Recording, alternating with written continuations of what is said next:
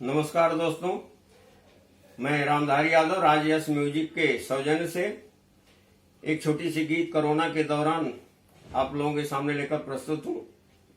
कहना है, एक औरत कह रही है कि छोड़ देता गांजा भांग दारू रजऊ, छोड़ देता गांजा भांग दारू रजऊ, बोला कैसे देखबा लड़का में हरारू रजऊ, बोला कैसे देखबा लड़का में हरारू रजऊ।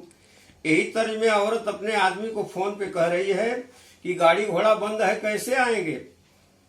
तो कहत बा कि दुनिया में आइल महामारी रजऊ, अरे दुनिया में आइल महामारी रजऊ, घरमा कैसे अइबा बंद रेल गाड़ी रजऊ, घरमा कैसे अइबा बंद रेल गाड़ी रजऊ। कहत बा कि कवनो दवाई नाही कवनो उपचार बा, अब बढ़ती बीमारिया से बेकल संसार बा। कलश की संहार के रहा बड़ा परहेज बाई में आया, चाहे जब चाहे जैसे, लेकिन संभार के रहा। इनमें बड़ा बड़ा लोग फंस गए न। तो कहत बा कि फसल है डॉक्टर नर्स सैनिक प्रभारी रजऊ, फसल है डॉक्टर नर्स सैनिक प्रभारी रजऊ, घरमा कैसे अइबा बंद रेल गाड़ी रजऊ, घरमा कैसे अइबा बंद रेल गाड़ी रजऊ। कहत बा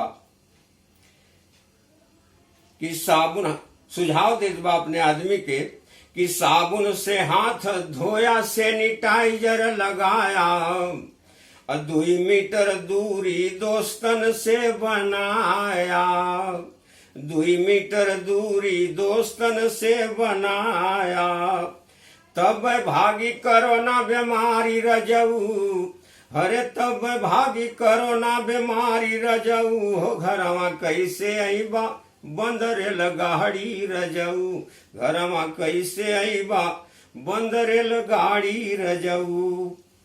कल आराम से आया, यहाँ शादी ब्याह सबकर स्थगित कैंसिल हो गल बा।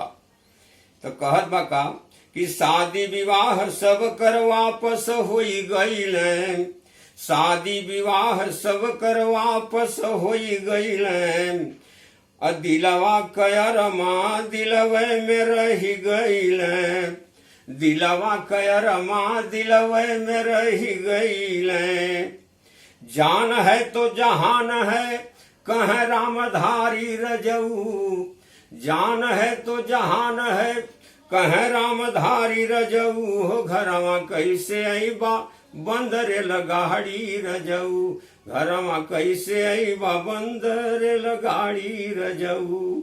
दुनिया में आइल महामारी रजऊ, घरमा कैसे अइबा बंद रेल गाड़ी रजऊ, घरमा कैसे अइबा बंद रेल गाड़ी रजऊ।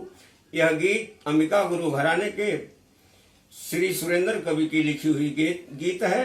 नमस्कार।